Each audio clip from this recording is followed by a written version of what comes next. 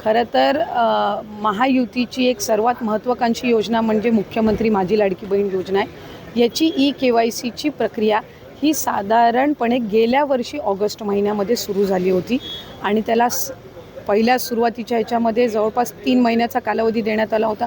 मग वाढवून आणखीन 2 महिने दिला, आणखीन 2 महिने त्याच्यामध्ये वाढ झाली आणि असा 8-10 महिन्यांचा कालावधी हा ई-KYCसाठी दिला होता। आणि ही ई-KYC प्रक्रिया ही फक्त ह्या लाडकी बहीण योजनेमध्ये नाही आहे, तर ज्या राज्याच्या डायरेक्ट बँक ट्रान्सफरच्या योजना आहेत म्हणजे DBTच्या योजना आहेत, ह्या सगळ्यांमध्ये ई-KYC प्रक्रिया केली जात असते।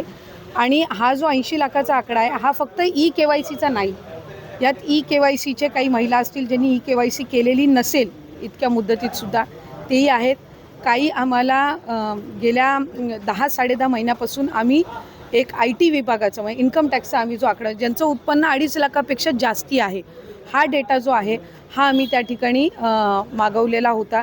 त्याला साधारणपणे 10-11 महिन्याचा कालावधी गेला, तर त्या जवळपास एक 11, 11.5, 12 लाख हा तो डेटा याच्यामध्ये 80 लाखामध्ये समावेश आहे। याच्यात 4.5 पावणे 5 लाख अशा महिला आहेत ज्या 65 वयोगटाच्या पुढे गेलेल्या आहेत, जे वयाचं निकष आहे तर त्यामध्ये असतील।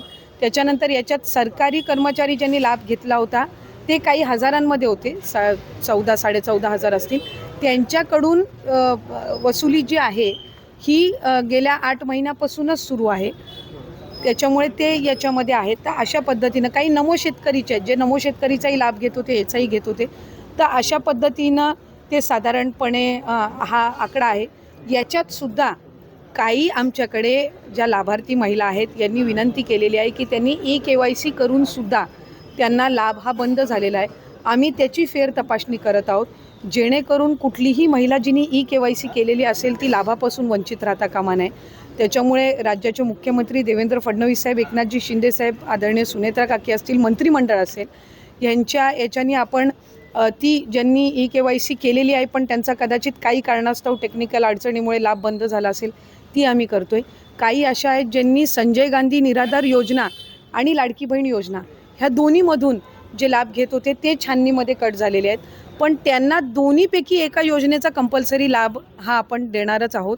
त्याच्यामुळे जे अशा बाय डिफॉल्ट दोन्हीकडे लाभ घेत होते आणि दोन्हीकडनं त्यांची नावं कट झालेली आहेत, त्यांना दोन्हीपैकी एका योजनेमध्येच तरी 100% त्याचा शासकीय ह्या योजनांचा लाभ हा मिळणार आहे।